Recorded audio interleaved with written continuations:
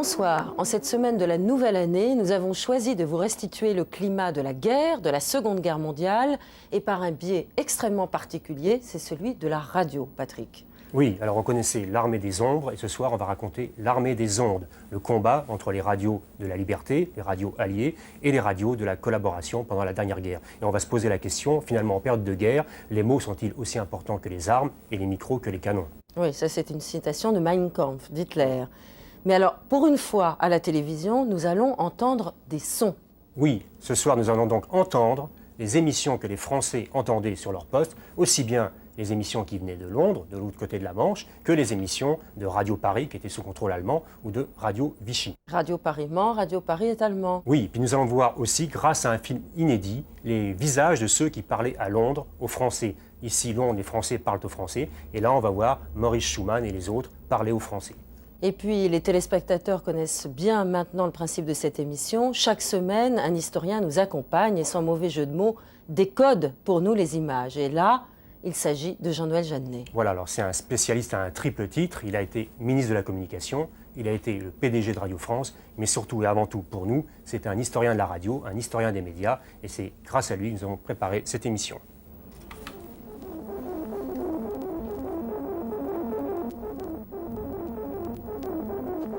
Jean-Noël Jeannet, bonsoir. Bonsoir. Cette immense radio qu'on vient de voir a été érigée sur la place de la Concorde pour le 50e anniversaire de l'appel du 18 juin. Et je crois qu'à cette occasion, on a vraiment vu à quel point la radio tenait une grande importance dans la mémoire collective des Français. Ah oui, c'était une initiative remarquable, qui a été très remarquée. J'ai été frappé, comme beaucoup, de voir à quel point tous les gens de la génération qui avaient vécu la guerre ont été sensibles à ce qui avait été fait ce jour-là. Et je crois que c'est parce que ça évoquait dans leurs souvenirs quelque chose de fort. Interrogez-les sur la mémoire de la Deuxième Guerre mondiale. Très souvent, ils se référeront au souvenir de ce qui leur est arrivé par les ondes. Et cela, je crois, mérite d'être dit, rappelé, et va donner du tonus à notre sujet. Voilà, on voit bien que donc, la radio est au cœur de la guerre, au cœur du sujet, et on va remonter tout de suite dans les années 30 pour voir comment, très vite, par les hitlériens, la radio est utilisée dans la propagande.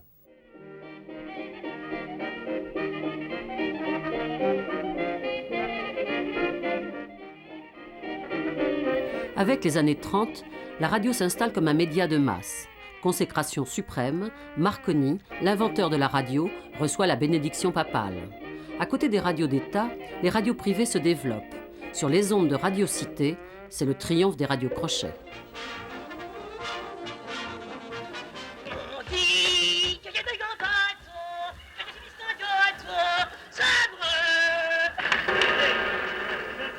Je crois devoir vous donner un conseil. Il faut prendre des leçons de diction. Berlin, l'exposition de la radiophonie allemande, inaugurée par les ministres Göring et Goebbels, fut l'objet de toute la sollicitude du gouvernement national-socialiste. Les nazis ont compris tout le parti qu'ils peuvent tirer de la radio. Goebbels lance la fabrication des postes à bon marché, surnommés les museaux d'Hitler. Sie stehen heute hinter uns und sehen auf unser Werk und unser Wirken.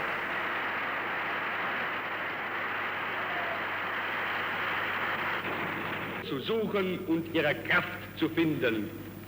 Es mag gut sein, Macht zu besitzen, die auf Gewehren ruht.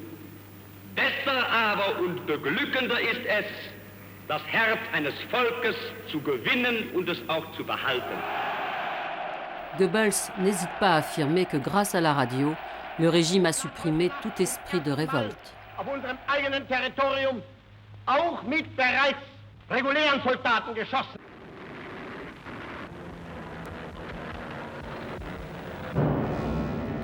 Le 25 juillet 1934, les nazis lancent un coup de force sur Vienne. Ils assassinent le chancelier autrichien Dollfuss, qui s'oppose à eux, et investissent pendant quelques heures la radio. Le coup d'État échoue, mais ce n'est que partie remise. En septembre 1938, la Wehrmacht entre en Autriche. Vienne est coupée du monde. Un reporter de Radio Cité réussit pourtant à téléphoner. Il est entré dans un bistrot. Il y avait une cabine téléphonique au fond. Il a dit « Voulez-vous me passer Paris, tel numéro ?» On lui a dit « Bien, monsieur ». Il a attendu 5 minutes et il a eu Paris. Et il a eu le studio de Radio Cité. Et à ce moment-là, il nous a dit « Je suis dans Vienne, je suis dans un café. Les Allemands vont entrer d'une minute à l'autre. Oh, attendez », dit-il. Et puis, on a attendu une minute. Il a pris le fil, il nous l'a raconté après ça. Il a tiré sur le fil le plus possible. Il a gardé le récepteur et nous a dit, écoutez, écoutez le bruit des pas. Les Allemands, en ce moment, entrent dans Vienne. Puis ça a été coupé. Ben, nous étions peut-être 5 dans la cabine. On a senti que quelque chose se passait dans le monde. Nous étions 5 hommes à pleurer d'émotion. C'était fantastique parce qu'on s'est dit, ben voilà, ça commence comme ça. Jean-Noël Jeannet, est-ce que l'encadrement des esprits par la radio nazie a été aussi efficace que ne le dit Goebbels dans le film qu'on vient de voir? Elle était moins efficace. Il faut bien voir que c'était l'intérêt de Goebbels de dire à son maître, Hitler, que c'était essentiel.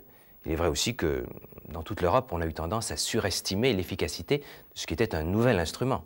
Après tout, la radio n'a joué qu'un rôle tout à fait secondaire pendant la Première Guerre mondiale, un rôle militaire. C'est dans les années 30 vraiment qu'elle prend toute sa place. Et tout beau, tout neuf, de telle sorte qu'on a tendance à penser qu'on va réussir à vraiment modeler les esprits et que ce sera l'arme absolue. Songez que Technique d'un coup d'État, le livre de Malaparte, qui est de 1931, est le premier à expliquer que pour un apprenti dictateur, l'essentiel c'est d'aller se porter dans une ville à la station de radio et que qui est le maître de la radio est le maître des esprits et des cœurs. Et j'ajouterais qu'il y a une illusion d'immédiateté qui est très frappante dans le petit film que nous venons de voir à propos de l'entrée dans Vienne. Parce que les nazis ont bien vous êtes là, donc c'est vrai, c'est l'illusion. Nous savons bien que maintenant, la vérité, c'est plus compliqué. Mais comme nous pouvons parler vrai, parce que nous pouvons parler immédiat, nous pourrons être plus efficaces qu'avec l'ensemble des écrits qui, traditionnellement, jusque-là, servaient la propagande. Les nazis avaient bien lu Malaparte, puisque finalement, quand ils veulent faire le coup contre Dollfuss, tout de suite, ils se précipitent. Le premier objectif, c'est sur la radio. C'est la première grande guerre des ondes, effectivement, entre l'Allemagne et l'Autriche. Dans les années qui ont précédé l'Anschluss, le rattachement par la force de l'Autriche à l'Allemagne, il y a eu une sorte de dialogue, d'injures, de grande violence dans les propos de la propagande entre d'un côté Berlin et de l'autre Vienne. Et il y a eu d'autres cas dans les années 30, d'autres guerres où la radio prend cette importance. Elle est importante dans la guerre d'Espagne en particulier. Elle est très importante dans la guerre entre le Japon et la Chine. Les Japon s'en servent beaucoup. Il faut voir que naturellement, dans les pays totalitaires, dès ce moment-là, il apparaît que la radio est plus efficace que dans les pays où la presse est libre, où par conséquent les citoyens peuvent se former librement leur esprit. Et puis, il y a ceci de remarquable aux yeux des dictateurs, des régimes totalitaires, c'est que la presse écrite, on a de la peine à l'empêcher de passer les frontières. Mais on y arrive. On peut saisir des ballots. Tandis que les ondes, ça franchit tous les postes de douane. Et par conséquent, on a l'impression, là aussi, d'une efficacité inédite. Goebbels faisait construire des postes de radio qui ne permettaient pas d'écouter les radios étrangères. Oui, on a essayé d'inventer ça du côté des radios commerciales dans les années 70. C'était pour un motif beaucoup plus spécifique, en effet. Voilà. Et puis alors, symbole des symboles, la Deuxième Guerre mondiale, la Grande Guerre de 39-45, commence par une histoire de radio. Oui, c'est un épisode très symbolique, très représentatif et qui est assez largement oublié. Il faut savoir que le 31 août 1939, c'est-à-dire la veille du jour où les nazis ont envahi la Pologne, les services de propagande d'Hitler ont envoyé un commando de SS, déguisé en polonais, pour envahir une station de radio allemande proche de la Pologne, en Haute-Silésie, à Gleiwitz, pour faire croire que les méchants polonais allaient venir s'emparer de cette radio. Et ils ont laissé même le cadavre d'un malheureux habillé en soldat polonais sur les marches de cette radio. De telle sorte que Goebbels, Hitler, Heydrich ont pu dire « Regardez, nous ne faisons que riposter ». C'est une des provocations les plus frappantes dans les mains du nazisme et je crois que ça méritait d'être rappelé. Voilà. Et le lendemain, quelques jours plus tard, la guerre est déclarée, la guerre commence. Le lendemain, l'Allemagne envahit la Pologne, la guerre est déclarée et la guerre commence, on va le voir. Oh oh, oh oh, il travaille du pinceau, il a, comme dirait ma sœur, la folie des grandeurs. Oh oh, oh oh, il travaille du pinceau, il se prend pour Attila, bien sûr qu'il en crée. Septembre 39, la guerre. L'écrivain Jean Giraudoux est nommé commissaire général à l'information. L'Allemagne a devant elle non plus une paix dont elle est la maîtresse, mais une guerre dont la commande semble lui échapper. Alors que la moindre parole du président Daladier ou de M. Chamberlain trouve une résonance et une signification, la parole de Hitler semble maintenant à ses concitoyens décevante, à ses ennemis vide de sens. Sur les ondes, le style de ces discours est aussi alambiqué que l'analyse est fumeuse. Quant au programme formé de musique classique et de pièces de théâtre, il ne soulève pas l'enthousiasme chez les soldats. Sur la ligne Maginot, on préfère Chevalier à Racine. On a beau mettre des croisillons à nos fenêtres, désentoiler tous nos musées, chambouler les Champs-Élysées, emmailloter de terre battue toutes les beautés de nos statues, plonger dans le noir la ville lumière. Paris sera toujours Paris, la plus belle ville. Les nazis, avec une onde d'avance, produisent dès l'automne 1939, à partir de l'émetteur de Stuttgart, des émissions en langue française. Un journaliste d'extrême droite, Paul Ferdonnet, adorateur d'Hitler, s'illustre par sa propagande pro-allemande. Par les soldats anglais de mourir pour leur roi et leur pays, soit remplacé par celui de mourir pour la France, ceux dont les Français se montreront très trichés, bien qu'un peu éberlués. On ne sait encore si les Français prêteront à leur tour le serment de mourir pour l'Angleterre. Faut pas Francine, écoutez les racontards du salopard de Stuttgart. Faut pas Francine, te laisser embobiner par ces bobards. La presse prête à Paul Ferdonnet une influence considérable qui alimente le mythe de la 5e colonne, celle des traîtres infiltrés, ce qui provoque un climat de suspicion généralisé.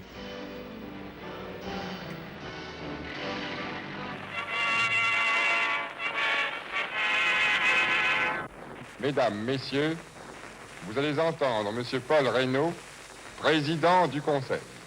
L'objectif est resté le même, vaincre l'ennemi. L'heure que nous vivons est décisive. Damit ist die Stunde nun für euch gekommen. Der heute beginnende Kampf entscheidet das Schicksal der deutschen Nation für die nächsten 1000 Jahre. Le 10 mai, la guerre cesse d'être drôle. Au fur et à mesure de son offensive, la Wehrmacht utilise les émetteurs capturés, comme celui de Lille, qui diffusent en français la liste des prisonniers. Leurs familles entendent en même temps les communiqués de victoire allemands qui, en pleine débâcle, ajoutent au désarroi. 7 millions de Français sont sur les routes. La radio est le seul moyen d'information où alternent paroles de réconfort ou rodomontades. Il y a quelques jours, je visitais dans nos hôpitaux des blessés et malades français revenus de Dunkerque. Tous me répondaient presque gaiement par une courte phrase « Ça va, je crois de tout cœur qu'après les mauvais jours, un temps viendra où nos deux peuples pourront eux aussi se dire l'un à l'autre, maintenant, ça va. » La situation est grave, elle n'est nullement désespérée. Voici les décisions que je viens de prendre. Le vainqueur de Verdun, le maréchal Pétain, est désormais à mes côtés comme ministre d'État, mettant toute sa sagesse et toute sa force au service du pays. Il y restera jusqu'à la victoire. J'ai demandé à nos adversaires de mettre fin aux hostilités. Le gouvernement a désigné hier les plénipotentiaires chargés de recueillir leurs conditions. J'ai pris cette décision dure au cœur d'un soldat, parce que la situation militaire l'imposait. Une des clauses de l'armistice prévoit qu'aucune radio de langue française n'émettra plus jusqu'à nouvel ordre. Radio Cité se saborde pour que ces installations ne tombent aux mains de l'occupant entré dans Paris. Le 18 juin, un général de brigade à peu près inconnu lance sur les ondes de la BBC un appel qui ne sera pas enregistré. Quelques jours plus tard, le général de Gaulle réitère son appel à la résistance. J'invite tous les Français qui veulent rester libres à m'écouter et à me suivre. Vive la France, libre dans l'honneur et dans l'indépendance. De Londres, sur les ondes de la BBC, viendront désormais les paroles de liberté. That Britain would fight on alone, whatever they did. Their generals told their prime minister and his divided cabinet In 3 weeks, England will have her neck wrung like a chicken. Some chicken.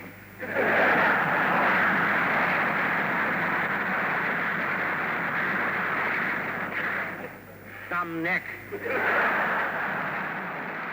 Jean-Noël Jeannet, pendant la drôle de guerre, la presse de l'époque a attribué une importance considérable à ce Paul Ferdonnet, ce journaliste qui était d'extrême droite et qui parlait, ou qui ne parlait pas d'ailleurs, au micro de Radio Stuttgart. Alors est-ce que ça n'a pas été un des grands mythes de cette drôle de guerre? Si, c'est un mythe, mais un mythe révélateur, effectivement. Il semble bien, les travaux de l'excellent historien qui est Jean-Louis Crémieux-Briac l'ont très bien montré, pour la première fois, que Ferdonnet est un peu une création du deuxième bureau. En fait, c'est un personnage tout à fait inconsistant et qui semble en fait n'avoir jamais parlé de la radio de Stuttgart. L'idée était d'émouvoir les Français. Qui l'a inventé, alors? Le deuxième bureau français, avec l'idée de mettre en garde les Français et les Françaises contre les effets néfastes de la propagande. Ça s'est retourné contre les auteurs de cette idée, bizarre, car du coup, l'opinion a eu tendance à en faire un personnage maléfique, d'une influence extraordinaire, et on a même créé l'expression ferdoniser, je crois que c'est le canard enchaîné. Oui. Donc, au-delà de cet épisode, ce qui est intéressant, c'est de voir qu'en temps de guerre, la radio a toujours avec la rumeur des relations tout à fait particulières. Elle s'y prête très bien. Au fond, on l'écrit, on peut relire. La radio, ça passe. On dit qu'on a entendu quelqu'un qui a dit que. Et donc, dans ce genre de guerre qui est toujours extrêmement favorable au développement des rumeurs, des bruits, des canards, la radio, en fait, sert à cela, s'en nourrit, et sa puissance supposée est elle-même grandie par le souffle de cette rumeur même. C'est une sorte de dialectique très curieuse. Alors il y a un autre fait qui est peu connu, je crois, c'est quand l'armée allemande attaque, c'est l'utilisation par la Wehrmacht des émetteurs qu'elle récupère et la propagande qu'elle fait en français vis-à-vis de la population française. On a l'impression à un moment que les Français entendent les nouvelles par les Allemands. Est-ce que c'est vrai? Est-ce que ça a été efficace? Alors, c'est vrai que Goebbels a systématiquement utilisé les grands émetteurs des régions qu'il avait conquises, Hilversum, Bruxelles, Lille, etc., Luxembourg. Mais pendant la période... Et les Français, on n'a pas de sondage, donc c'est difficile de savoir. Mais il semble bien que tant que la guerre était en cours, c'est-à-dire avant l'armistice, les effets de cette propagande ont été relativement limités. Elle avait un double but. Il s'agissait d'abord de démoraliser à l'arrière des lignes. Il s'agissait ensuite de préparer les esprits en France à une capitulation ultérieure. Il ne semble pas que c'est joué un rôle essentiel. Dans le magma des bruits et des rumeurs. En revanche, ce qui a compté beaucoup, bien sûr, pendant l'Exode, c'est l'utilisation par les gouvernants français de la radio. Parce que alors là, c'est le seul moyen d'information. Oui, il n'y a plus accès. C'est l'événement bouleversant, il n'y a plus accès pratiquement à la presse écrite. Ou alors des journaux locaux qui sont eux-mêmes plus ou moins désorganisés. Donc, 2 fois par jour, à midi et le soir, les Français et les Françaises qui sont jetés sur les routes de l'Exode cherchent un poste de radio pour se tenir au courant. Dans tous les récits de l'Exode, vous êtes frappés par l'importance de ces 2 rendez-vous. Et c'est là qu'on entend Paul Reynaud, c'est là qu'on entend effectivement... On peut vraiment dire qu'à ce moment-là, des millions de Français, la France entière, vit au rythme de la radio, des émissions, des informations. On peut en effet le dire, et je crois que d'ailleurs, quand vous interrogez les contemporains, il est clair que dans leur mémoire, cette période est attachée à des souvenirs. Chacun se rappelle... Ceux qui ont écouté le 18 juin, par exemple, l'appel du général de Gaulle, moins nombreux qu'on a dit ensuite, se rappellent presque... Je vous devance. Oui. Se rappellent presque toujours le décor où ils l'ont entendu, les circonstances où ils l'ont entendu. De même pour le discours de Pétain du 17 juin, vous savez, je vous dis le cœur serré, c'est le cœur serré que je vous dis qu'il faut cesser le combat. Ce discours, quelle influence il a eu? Alors, considérable, bien sûr. D'autant plus que Pétain n'avait pas dit il faut tenter de cesser le combat. Il faut cesser le combat, ce qui a évidemment démoralisé les troupes françaises qui, de façon encore sporadique, se battaient souvent très vaillamment. Il faut cesser le combat. On a essayé de corriger... Les mots étaient plus forts que on a essayé de corriger armes, ensuite en rajoutant il faut tenter de cesser le combat, mais le mal était fait. Et d'une certaine façon, c'est là que bascule la guerre. Et dans ce dialogue du 17 juin, il faut cesser le combat, et du 18 juin... Il faut le continuer. Il faut le continuer. Toute la guerre qui commence se trouve magnifiquement ramassée. Oui, mais quand même, on peut dire qu'il y a des millions de Français qui ont entendu le discours du 17 juin du maréchal Pétain, très peu ont entendu l'appel du 18 juin. Oui, mais très vite, la rumeur, là encore, a couru que ce général étrange avait appelé de Londres, et par conséquent, le 19, le 20, puisqu'il parlait à ce moment-là tous les jours à la radio de Londres, de plus en plus nombreux sont ceux qui se sont portés à l'écoute. Et de proche en proche, la chose s'est sue avec un éclat dont vous savez l'importance historique. Voilà. Alors malheureusement, pour l'histoire, il n'y a aucune trace de ce discours du 18 juin qui n'avait pas été enregistré. Certains producteurs un peu naïfs avaient demandé au général de Gaulle de le rejouer. Vous pensez bien qu'il les a... Oui, il a balayé cette idée. Alors maintenant, on va voir les radios dans la guerre proprement dite, les 3 grandes radios, BBC, Radio Paris et Radio Nationale, Radio Vichy. Français, c'est moi, Churchill, qui vous parle. Ici, dans cette ville de Londres, que Herr Hitler prétend réduire en cendres, nous continuons à lutter de pied ferme pour ramener ainsi le triomphe de la cause qui nous a fait ensemble tirer l'épée. Allons, bonne nuit. Dormez bien. Rassemblez vos forces pour l'aube, car l'aube viendra. 1940. Paris est allemand et la radio également. Radio Paris qui émet à partir de juillet est sous le contrôle direct de l'occupant, tandis qu'à Vichy, la radio nationale à longueur d'antenne tresse des couronnes au maréchal. Je veux leur dire, nous qui voyons à chaque instant Pétain, le chef légitime de tous les Français, nous l'aimons, nous l'admirons et nous savons qu'il sauvera la patrie. Hier, je le regardais au sortir de son cabinet de travail, alors qu'il allait prendre un peu d'air et de soleil sur les quais de l'Allier, où son passage suscite toujours cette émotion, vous savez, qui fait monter les larmes. Mes chers amis, la France célèbre dans l'épreuve et la tristesse un Noël de guerre. Écoutez un homme qui n'est là que pour vous et qui vous aime comme un père. Noël d'une France malheureuse, Noël des séparés, mais Noël de toujours, Noël d'espérance, Noël, Noël, Noël. À Paris, on affiche la couleur sans nuance. Les hordes bolcheviques sont maintenues à l'est. Les brèches ont été colmatées. À l'ouest, le rempart de l'Atlantique est là, garant de la sécurité de l'Europe. Entre 2 vociférations des ultras de la collaboration, les programmes alignent le tout Paris du spectacle. Le magazine de Radio Paris, Les Ondes, présente des artistes de renom qui se partagent le micro avec 2 ténors en chemise brune, forts en anathème, Philippe Henriot et Jean-Hérold de Paquis. Ceci ne fait en somme que confirmer l'opinion générale lorsqu'elle assure que l'Angleterre, comme Carthage, sera exactement détruite. Vous allez entendre Monsieur Philippe Henriot. Vous n'avez donc pas compris que cette radio anglaise en français, c'est une entreprise montée par des fripouilles à l'usage des imbéciles. De l'autre côté de la Manche, la réplique est vite trouvée. Radio Paris ment, Radio Paris ment, Radio Paris est allemand. Radio Paris ment, Radio Paris ment, Radio Paris est allemand. À Londres, la BBC met sur pied dès juillet 40 une émission quotidienne d'une demi-heure, diffusée chaque soir à 8h15. Les Français parlent aux Français, où se distinguent Jacques Duchesne, Jean Oberlé. Ici, Londres. Les Français parlent aux Français. Jacques Duchesne. Aujourd'hui, 929e jour de la lutte du peuple français pour sa libération. Le patron, tout à coup, dit à très haute voix en appuyant sur sa barre, quand on pense qu'un jour on ira comme ça, et puis ça sera pour de bon, pour le débarquement. À cette idée, ses yeux rougis par la veille et par le sel, lançaient un regard rempli de bonheur. Et c'est pourtant vrai, un jour on ira comme ça, et ce sera pour de bon. Au revoir, mes amis. Voici maintenant notre courrier de France, qui vous est présenté, comme tous les vendredis, par Jacques Borel. En outre, chaque soir, pendant 5 minutes, la France libre a son émission « Honneur et patrie », où s'illustre Maurice Schumann. En 4 ans, il parlera plus de 1000 fois. Le porte-parole de la France combattante vous parle. Qu'il nous soit permis de vous crier, plus fort que jamais, l'espérance doit l'emporter sur l'impatience et la certitude prévaloir sur la douleur. Difficile d'apprécier dans ces 2 premières années de guerre l'impact de la BBC. Le 1er janvier 1941, De Gaulle lance la consigne de déserter les rues pendant 1 heure. Le mot d'ordre est peu suivi, sauf en Bretagne. Mais l'interdiction par les autorités allemandes d'écouter la BBC montre qu'elles craignent les voix d'outre-Manche. Lorsque Radio Paris répond en rime à la BBC, la preuve est faite de l'audience des Français de Londres. Au jardin d'Angleterre, les bobards sont fleuris, Tous les menteurs du monde parlent à la BBC.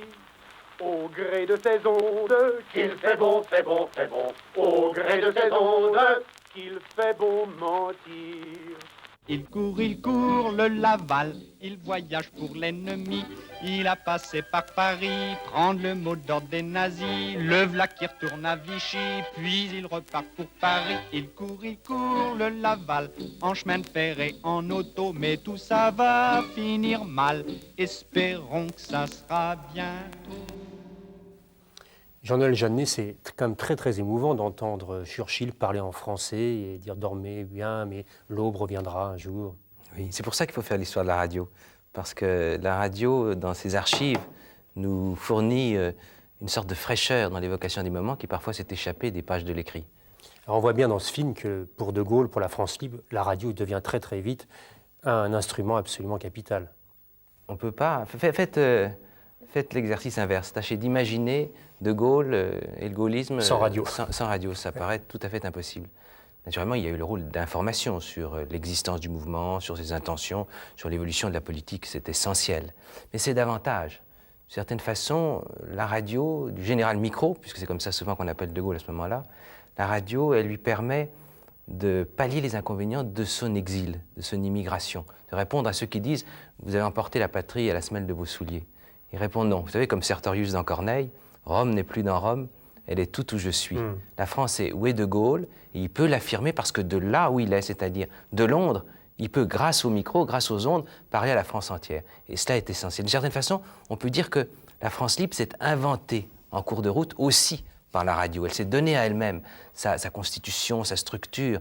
La parole n'est pas seulement à la radio une traduction de ce qu'est la France libre, elle est aussi une façon de l'aider à se définir comme elle est en termes historiques, comme efficace, comme essentielle, comme symboliquement et pratiquement décisive. Et qu'est-ce qu'elle apporte aux Français, les Français qui de plus en plus nombreux vont écouter cette radio?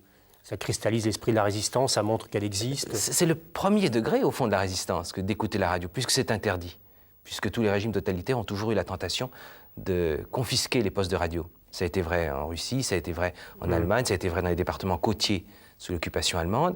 C'est bien parce qu'on a le sentiment que la radio est dangereuse puisqu'elle est une fenêtre vers la liberté.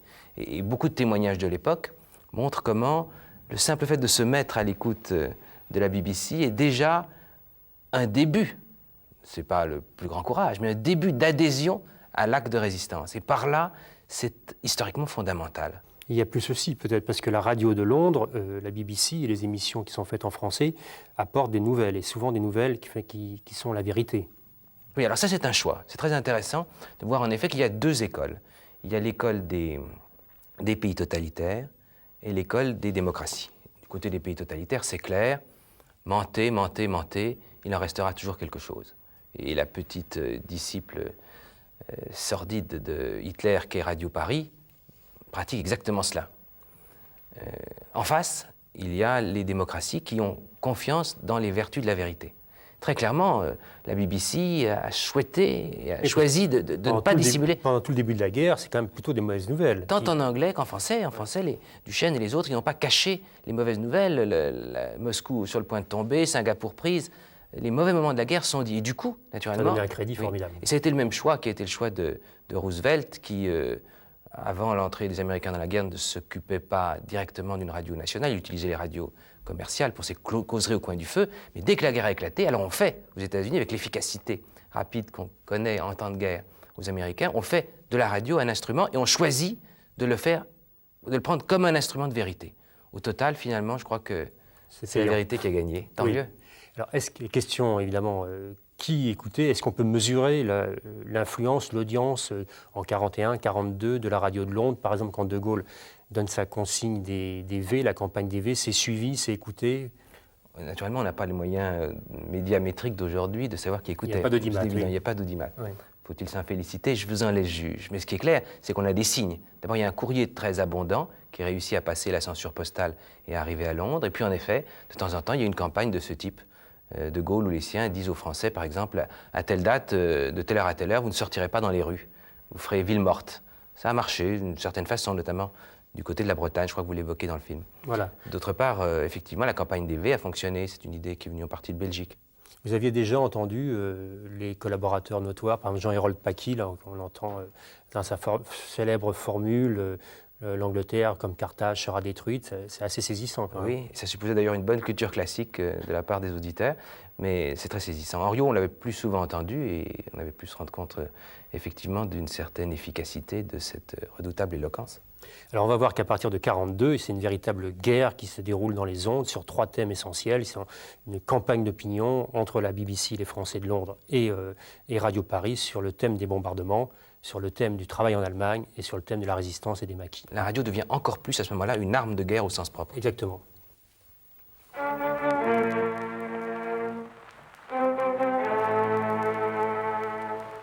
Il ne faut pas désespérer, on les aura. Il ne faut pas vous arrêter de résister. N'oubliez pas la lettre V. Écrivez-la, chantonnez-la, V, V, V, V.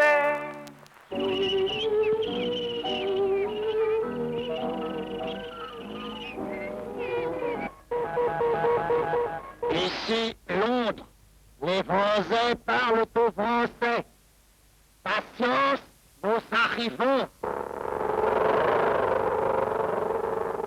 Bombardez. Léonie, nous allons retrouver nos beefsteaks frites. Ici, Londres. Amis français, notre émission est terminée. Vous étiez toute seule, non? Votre mari était avec vous? Non, j'étais toute seule avec mon gosse, on allait se coucher. C'est votre petit qui est là? Quel âge as-tu? 9 ans. 9 ans. Tu as eu peur, non? Non, Pas trop, hein? C'est bien, ça t'a découragé. Monsieur Philippe Henriot vous parle.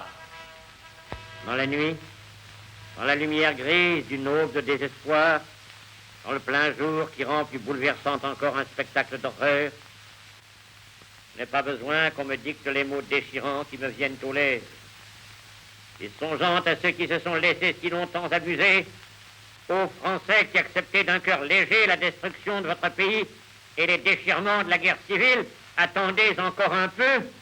Il vous faudra sans doute demain plus de voiles de deuil que de drapeaux, et plus de fleurs pour les taureaux que de bouquets pour les vainqueurs. Les habitants de Calais, les habitants de Boulogne-sur-Mer, ceux du Havre ou de Brest, ceux de Saint-Nazaire ou de Lorient, ceux d'autres villes de France encore m'écoutent en ce moment. Ils ont tous payé le tribut du sang à cette nouvelle forme de guerre dans laquelle la France se trouve prise. Dans cette accumulation de souffrances, il faut que nous continuions à voir clair. Il ne faut pas que les sentiments les plus légitimes obscurcissent pour nous le but final. Début 42. 1 600 000 Français sont prisonniers en Allemagne. Radio Paris crée une émission à leur intention. Allô, le Stalag, la France te parle. Mon petit Jeannot, mon petit Jean-Pierre, si t'es là-bas à l'écoute, sois courageux, mon petit gars, sois bien vaillant comme tu l'es. J'espère que le grand air, les vignes, la culture, la charrue te font beaucoup de bien. Reviens-nous bien gaillard. L'Allemagne a besoin de main-d'œuvre. Laval propose d'échanger des travailleurs français contre des prisonniers. C'est la relève. Laval est ministre, nommé par les Allemands, pour faire leurs affaires et la traite des Blancs. Pour faire leurs affaires et la traite des Blancs, il veut tous qu'on s'en aille là-bas chez les Allemands. En Allemagne, ne va pas. En Allemagne. Les Français demeurent assez obstinément ancrés dans leur mauvaise foi pour aller demander aux menteurs salariés des radios anglo-américaines ce qu'ils refusent de demander aux paysans qui rentrent de captivité ou à l'ouvrier qui revient des usines allemandes. Pendant que les captifs d'hier bénissent le nom du président Laval, les Juifs de Londres ou de New York le couvrent à leur radio d'injures et d'infamies. Malgré le zèle de Laval, les volontaires ne se bousculent pas pour aller travailler en Allemagne. Le 16 février 1943, on crée le STO, Service du travail obligatoire. Comme son nom l'indique, il ne s'agit plus de volontaires. Il en est jusqu'à ce jour qui se sont dérobés à leurs devoirs. Il en est d'autres qui seront tentés d'imiter leur exemple. Et des mesures rigoureuses seront prises, même contre leur famille ou des tiers. Ils se sont enfuis dans la nuit pour ne pas aller en Allemagne. Et pour mieux servir le pays, ils ont pris le maquis. La résistance organise les réfractaires au STO qui viennent gonfler les maquis. Par ses slogans et ses chansons, la BBC indique le chemin de la révolte. Ce sont ceux du maquis, combattant pour la France, bravant le froid, bravant la faim, défiant l'horrible esclavage. Honneur et patrie. Allô, allô, maquis de la Haute-Savoie. La mobilité dans les maquis est un élément essentiel de la lutte. Ici, voici le 6e bulletin d'information de la BBC. Veuillez tout d'abord écouter quelques messages personnels.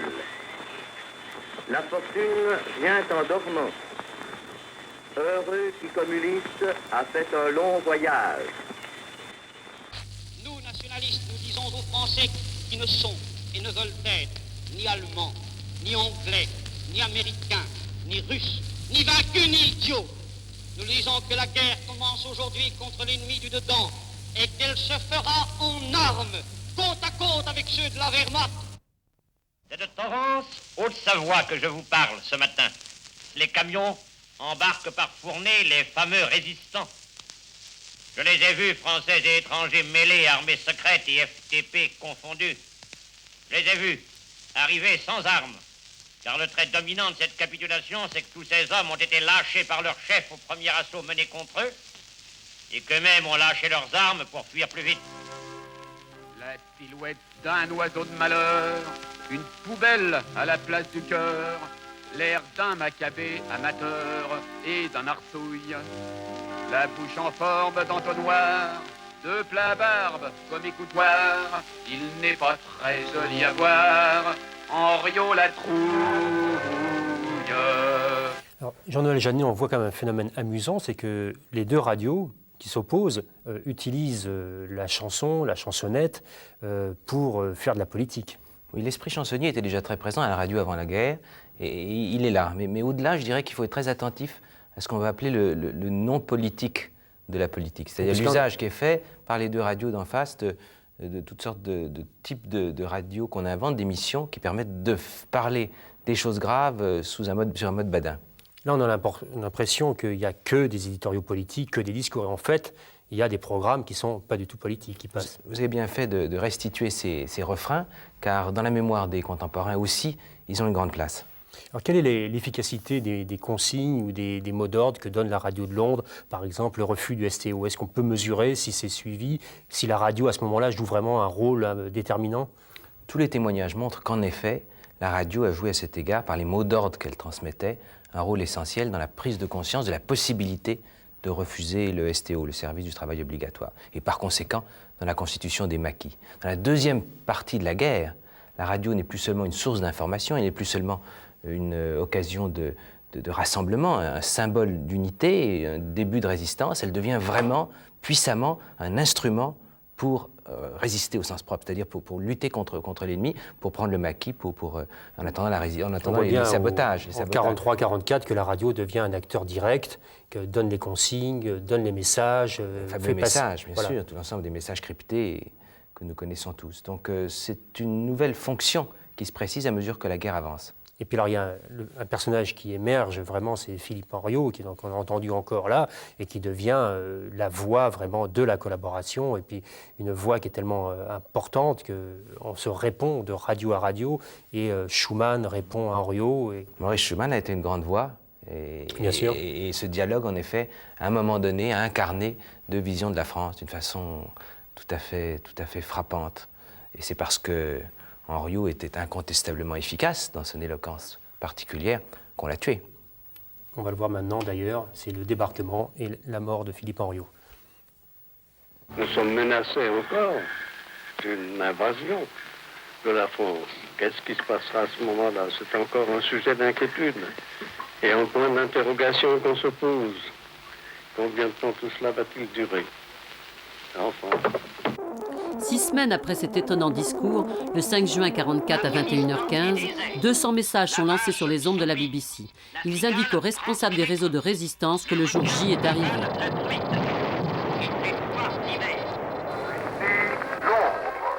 Les forces navales alliées, avec le soutien de puissantes formations aériennes, ont commencé ce matin un débarquement des armées alliées sur les côtes nord de la France. La progression des Alliés accélère la décomposition de la collaboration. Mais derrière son micro, Philippe Henriot, imperturbable, continue. Quand on regarde les premières photos des villes normandes et qu'on voit ce qui en reste, on se demande si les histoires du conquérant de Bayeux et ses processions triomphales dans les rues encombrées d'une foule qui lui jette des fleurs et brandit des drapeaux n'ont pas été inventées à l'usage d'un peuple de gâteux. Ah, ça ira, ça ira, ça ira, les collaborateurs à la lanterne. Ah, ça ira, ça ira, ça ira, les collaborateurs, on les prendra. Le 28 juin 1944, un commando de la résistance, déguisé en milicien, l'exécute. Vous êtes venus comme tous les jours, à la même heure, pour entendre la voix de Philippe Henriot. Vous ne l'entendrez plus. Il a été abattu à coups de revolver, sous les yeux même de sa femme.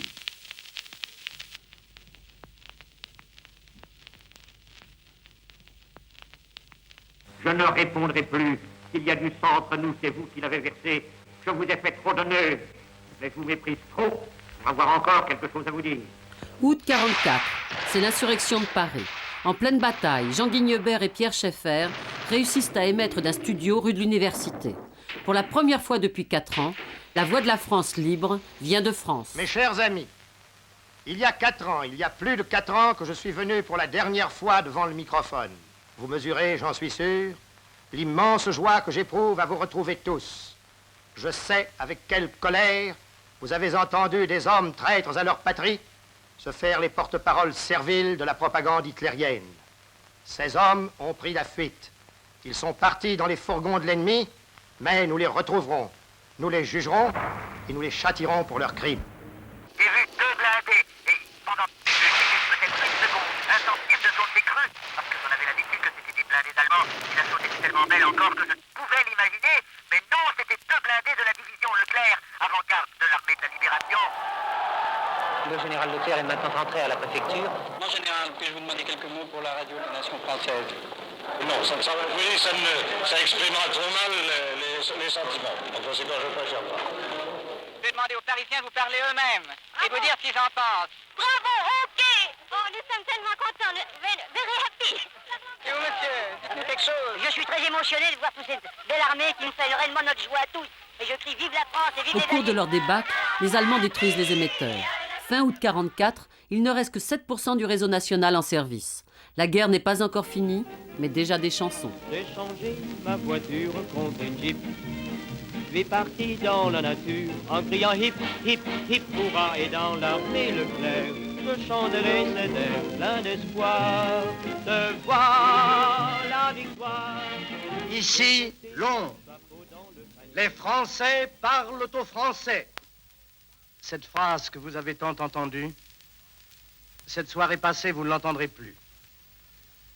Elle disparaît, comme d'autres phrases ont disparu, chaque fois que, au cours de la glorieuse épreuve, nous franchissions une étape.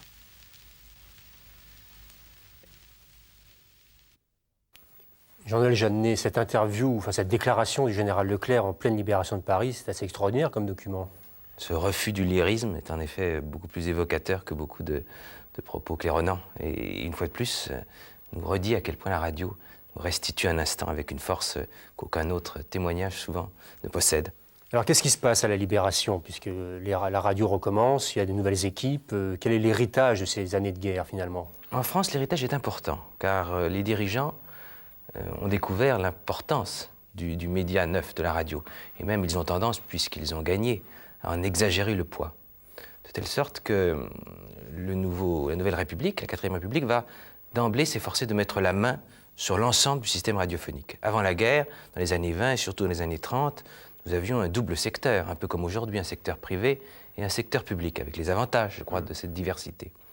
À partir de 1944, le gouvernement met pesamment la main sur la radio. Et en dehors de Radio Luxembourg, d'Europe 1 un peu plus tard, l'essentiel des ondes appartient à la radio publique. C'est un lien direct avec la guerre. Parce que l'efficacité de la radio comme instrument guerrier paraît à beaucoup pouvoir être transposée en période de paix comme instrument politique. Et alors c'est une tentation à laquelle peu échappent les gouvernements successifs. Tous les partis étaient d'accord là-dessus? Ostracisent. Non, naturellement, quand ils étaient dans l'opposition, ils étaient contre. Quand ça a été la 4e République, on ne donnait pas la parole au général de Gaulle. Quand ça a été la 5e République, au moins jusqu'en 1965, les opposants à cette 5e étaient à peu près laissés de côté. Il a fallu attendre les années 80 pour qu'on en revienne à une situation digne d'une nation démocratique avancée. Alors, pardon, la guerre froide a succédé à la guerre chaude dans les années 50, c'était le rapport Est-Ouest. Alors la guerre des ondes a continué, mais alors sous une autre forme. Ça, c'est le point de vue international. C'est vrai qu'elle a continué, c'est vrai qu'elle a joué un rôle essentiel pendant toute cette période d'affrontement entre les deux blocs. Et qu'il y a eu une escalade du côté démocratique comme du côté soviétique. On a dépensé beaucoup d'argent, à la fois du point de vue du glaive et du point de vue du bouclier, à la fois pour émettre et pour se protéger, pour brouiller. On s'imaginait encore là que les radios avaient une importance considérable et qu'il fallait parler. Elle a été importante, cette radio, en particulier pour l'ensemble des pays des démocraties populaires qui n'avaient pas accès à ce moment-là à d'autres sources d'information que cette radio, Voice of America, Radio Free Europe, etc.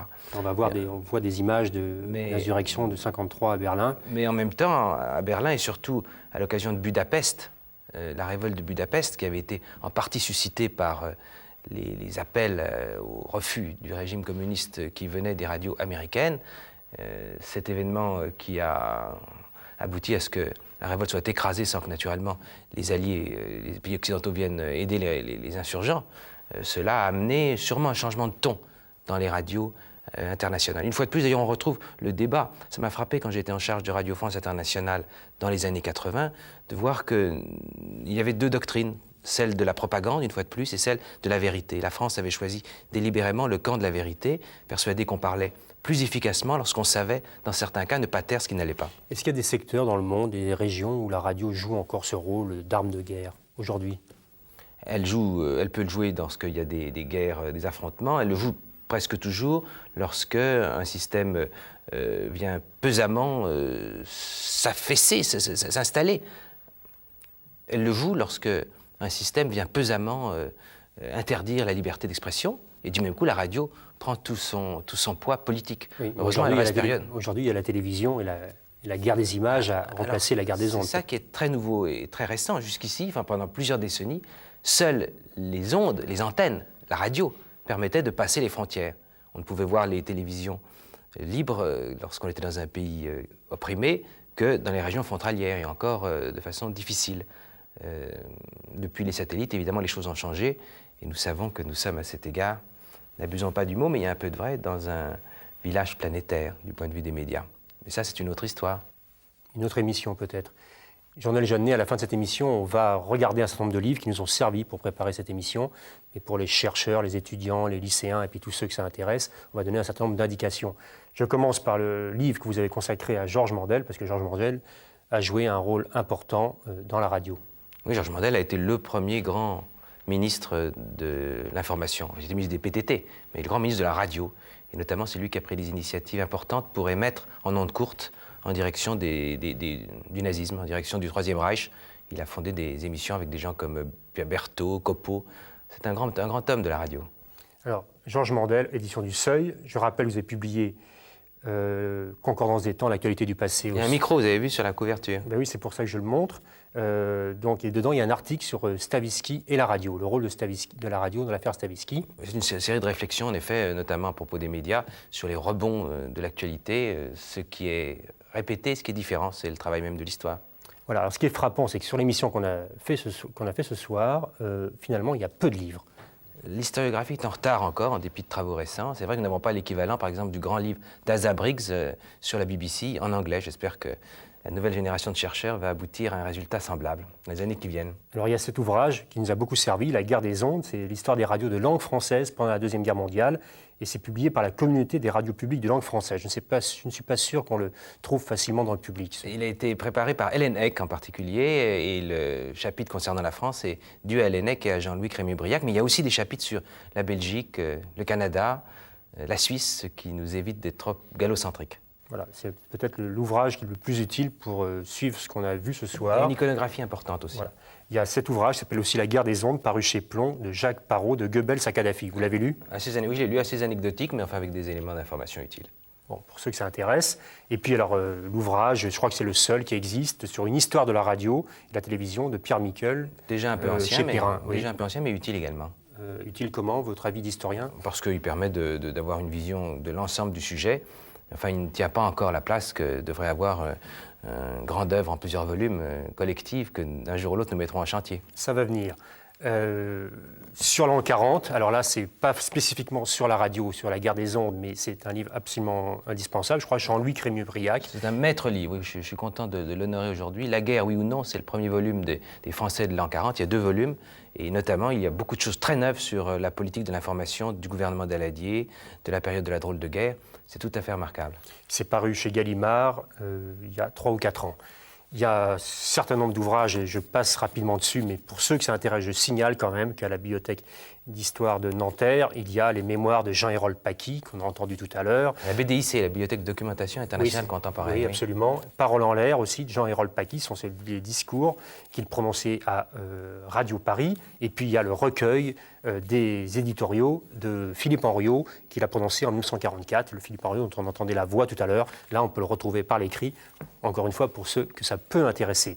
Et puis enfin, je termine par là, il y a ces 5 volumes publiés par la documentation française, ici, Londres. C'est également l'initiative de Jean-Louis Crémieux-Briac quand il était responsable de la documentation française. Et ce sont les textes, en effet, des textes, parmi d'autres, qui ont été prononcés au micro. Et c'est très très important. Ça permet d'aller au-delà de la simple mémoire, au-delà de ce qu'on répète toujours, et d'aller vraiment scolter avec la réalité de ce qui a été dit, pensé, exprimé. C'est un instrument de travail fondamental. Voilà, on retrouve tous les textes donc, prononcés au micro de Radio Londres pendant la guerre. Un certain nombre d'entre eux, enfin, il y en a plusieurs centaines. Je voudrais enfin signaler, si vous me le permettez, les cahiers d'histoire de la radiodiffusion, qui, sous une apparence modeste, sont une contribution très utile à cette histoire. C'est publié par le comité d'histoire de la radiodiffusion, et on peut se les procurer notamment à Radio France. Voilà. Merci Jean-Noël Jeannet. Merci à vous.